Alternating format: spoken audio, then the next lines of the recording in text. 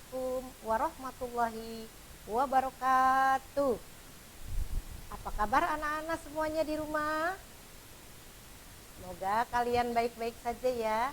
Ibu selalu mendoakan pada kalian.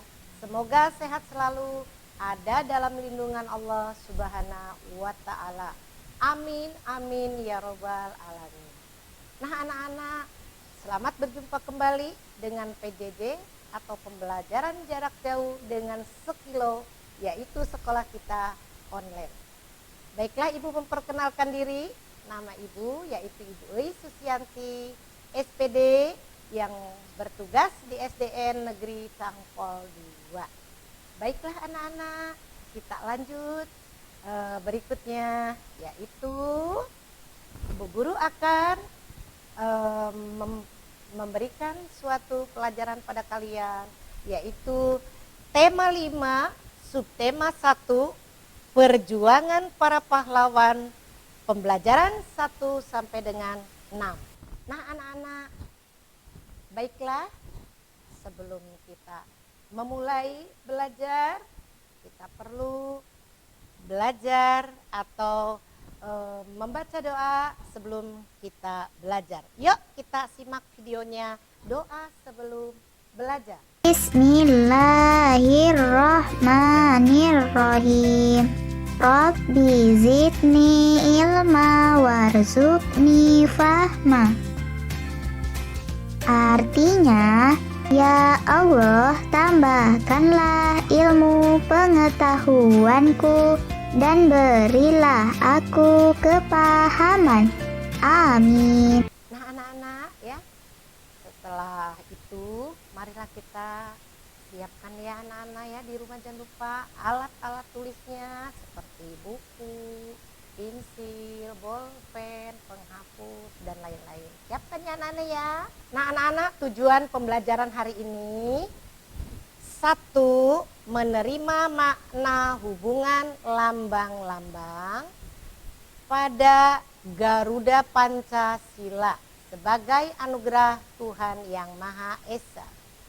2. Menggali dan menyampaikan pengetahuan baru dari teks non-fiksi ke dalam tulisan dengan bahasa sendiri. 3. Menerapkan dan menyajikan laporan hasil percobaan tentang sifat-sifat cahaya dengan indera penglihatan. 4. Menyajikan dari hasil identifikasi kerajaan Hindu atau Buddha atau Islam serta pengaruhnya pada kehidupan masyarakat masa kini. Nah anak-anak, di sini Bu Guru ada teks. Yuk kita membaca teks sebagai berikut yang ada di layar ini. Sultan Syahrir Bung Kecil. Sultan Syahrir lahir di Padang Panjang, Sumatera Barat pada tanggal 5 Maret 1909. Sultan Syahrir menjadi Perdana Menteri Indonesia yang pertama pada masa pemerintahan Soekarno. Sultan Syahrir merupakan pendiri Partai Sosialis Indonesia atau PSI yang mempunyai julukan Bung Kecil dan menjadi pemeran besar dalam kemerdekaan Indonesia. Sultan Syahrir memimpin kabinet selama 3 kali pada periode 1945 sampai dengan 1947. Syahrir menjadi orang penting dalam perjuangan mencapai kemerdekaan Indonesia. Gerilya Sultan Syahrir dimulai ketika ia dibebaskan dari penjara Belanda pada tahun 1942. Sultan Syahrir bergabung dalam Perhimpunan Indonesia yang dipimpin oleh Bung Hatta. Sultan Syahrir dan Bung Hatta memimpin pendidikan nasional Indonesia. Pendidikan tersebut memiliki tujuan untuk membedayakan rakyat yang tidak mampu melalui pendidikan. Pada masa pendudukan Jepang, Sultan Syahrir menyiapkan gerakan bawah tanah untuk merebut kekuasaan dari tangan Jepang dan mendesak Insinyur Soekarno dan Muhammad Hatta untuk memproklamasikan kemerdekaan pada tanggal 15 Agustus 1945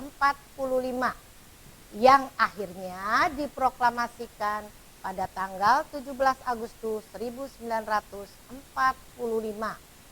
Karena Sultan Syahrir mendengar Jepang sudah menyerah pada tahun 1948, ia mendirikan Partai Sosialis Indonesia. Bung Karno menyebut Syahrir dan PSI sebagai cecunguk yang memiliki arti persatuan dan kesatuan. Menurut Bung Karno, cecunguk tersebut wajib untuk ditumpas sampai habis. Setelah itu, Sultan Syahrir seolah tidak lepas dari pembuangan dan jeruji besi hingga akhirnya Sultan Syahrir menderita sakit. Sultan Syahrir berobat ke Zurich, Swiss sejak Maret 1965. Syahrir meninggal dunia di Zurich pada tanggal 9 April 1966. Pada saat itu juga Presiden Soekarno menetapkan Sultan Syahrir sebagai pahlawan nasional.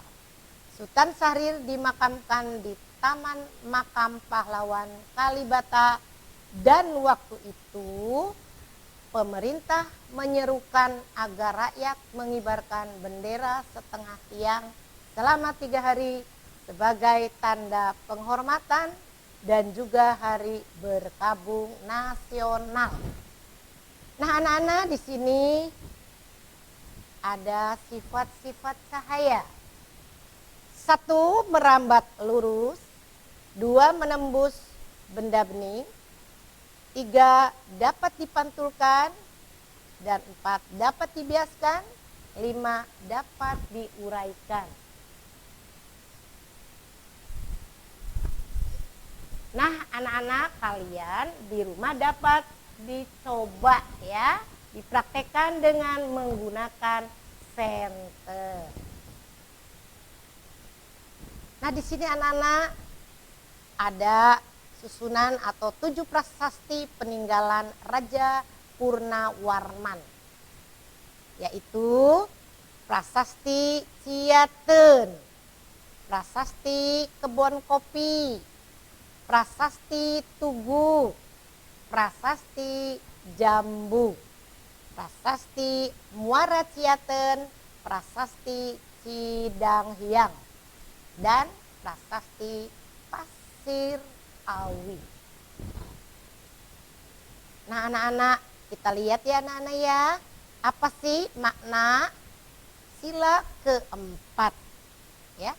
Yaitu yang pertama, mengutamakan kepentingan negara dan masyarakat.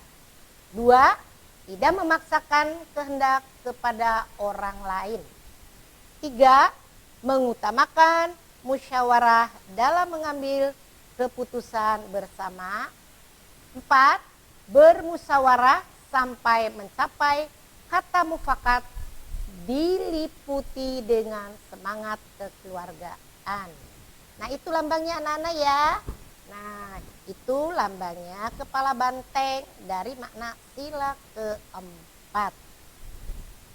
Nah, anak-anak, di sini ada beberapa tindakan penting ya yang dilakukan oleh Raja Balaputra Dewa. Yaitu yang pertama, 1, berjuang membangun Sriwijaya sebagai kerajaan Nusantara pertama dengan wilayah yang sangat luas. 2. Sriwijaya Maritim sebagai kekuatan angkatan laut yang tangguh dan wilayah perairan yang sangat luas. 3. Sriwijaya menjadi pusat penyebaran agama Buddha dengan banyaknya perguruan tinggi Buddha. 4. Sriwijaya menjadi pusat perdagangan sehingga banyak kapal yang singgah. Nah, anak-anak, kita perhatikan ya, anak-anak ya. Cahaya dan penglihatan. Hubungan antara cahaya dan penglihatan. Benda dapat dilihat jika ada cahaya. Nah, anak-anak, bagian-bagian matanya antara lain 1. Kornea mata, 2. Iris, 3. Pupil, dan 4. Lensa mata, 5. Retina. Nah, anak-anak, alat-alat optik membantu juga penglihatan. Contohnya yaitu kaca mata, ya, dan juga lup atau kaca pembesar. Nah, itu anak-anak contohnya ya. Yuk kita lihat lagi ke layar ya. Nilai-nilai yang terkandung dalam sila keempat, yaitu 1. Mengutamakan kepentingan bersama dan bangsa daripada kepentingan pribadi. 2. Melakukan musyawarah dalam mengambil keputusan yang menyangkut banyak orang. 3. Menjunjung tinggi harkat dan martabat manusia. 4. Kedaulatan di tangan rakyat. 5. Rakyat Indonesia sebagai warga masyarakat dan warga negara yang mempunyai kedudukan, hak, dan kewajiban yang sama. Nah, anak-anak, kita lihat lagi ya sejarah dari kerajaan Majapahit, anak-anak. Sejarah awalnya adalah berdirinya kerajaan Majapahit berawal dari runtuhnya kerajaan Singasari pada tahun 1292. Raja pertamanya adalah Raden Wijaya, membuka hutan tarik atas izin Jaya Katwang, Raja Kediri, dengan dibantu orang-orang Madura yang dikirim oleh Wira Raja. Asal usul nama Majapahit. Nama desa Majapahit itu dalam Pararatan disebutkan bahwa pada orang-orang Madura lapar. Mereka menemukan dan memakan buah mojo yang pahit. Majapahit terbagi menjadi 2 wilayah. Pada tahun 1295 terjadi pemberontakan yang mengakibatkan kerajaan Majapahit tinggal setengah, di mana yang sebelah timur dipimpin oleh Wiraraja dengan ibu kota di Lamojang. Nah, anak-anak, Majapahit terkenal dengan Gajah Madanya atau Patih Mahapatih Gajah Mada. Gajah Mada adalah seorang tokoh panglima perang dan tokoh yang sangat berjasa di kerajaan Majapahit yang terletak di selatan Sungai Brantas yang berpusat di Trowulan, Mojokerto. Semasa pemerintahannya Jayanegara, keadaan menjadi kacau dan sering terjadi pemberontakan, yaitu 1. Ronggolawe pada tahun 1309, 2. Sora pada tahun 1311, 3. Nambi pada tahun 1316, dan yang keempat Putih pada tahun 1319. Pada masa puncak kejayaan kerajaan Majapahit anak-anak terjadi pada masa kepemimpinan Raja Hayam Wuruk dan patihnya Gajah Mada. Patih Gajah Mada bercita-cita mempersatukan wilayah Nusantara, diucapkan dalam Sumpah Amukti Palapa. Kerajaan Majapahit mendapat julukan Kerajaan Maritim dan Agraris. Selain itu disebut juga Kerajaan Nusantara. Patih Gajah Mada wafat pada tahun 1364 Masehi dan Hayam Wuruk wafat pada tahun 1389 Masehi. Nah anak-anak, yuk kita lihat lagi pada layar pengalaman Pancasila sila kedua dengan lambang rantai, yaitu 1. Mendahulukan kepentingan umum daripada kepentingan pribadi. 2. Menyadari bahwa kita diciptakan Tuhan sama. 3. Membela kebenaran dan keadilan. 4. Menyadari bahwa kita mempunyai hak dan kewajiban yang sama. 5. Mengakui persamaan derajat, hak, dan kewajiban asasi setiap manusia tanpa membedakan. 6. Mengembangkan sikap tenggang rasa. 7. Memperlakukan manusia sesuai harkat dan martabatnya. 8. Menolong teman yang sedang kesusahan. 9. Berbagi makanan dengan teman lain jika sedang makan di depan teman lain. 10. Hormat dan patuh kepada orang tua serta guru. Nah anak-anak, setelah ini kalian membaca teks di rumah ya dengan baik. Perjuangan Tuanku Iman Bonjol. Nanti dibaca ya anak-anak ya, dengan teliti ya. Dibaca di rumah dengan baik ya anak-anak ya. Nah anak-anak, kalau kalian tertinggal bisa mengulang kembali videonya ya. Nah anak-anak, bagaimana sih dan apa sih kesimpulannya? Yuk kita lihat kesimpulannya. Yang pertama yaitu dari sifat-sifat cahaya, merambat lurus, menembus benda bening, dapat dipantulkan, dapat dibiaskan, dapat diuraikan.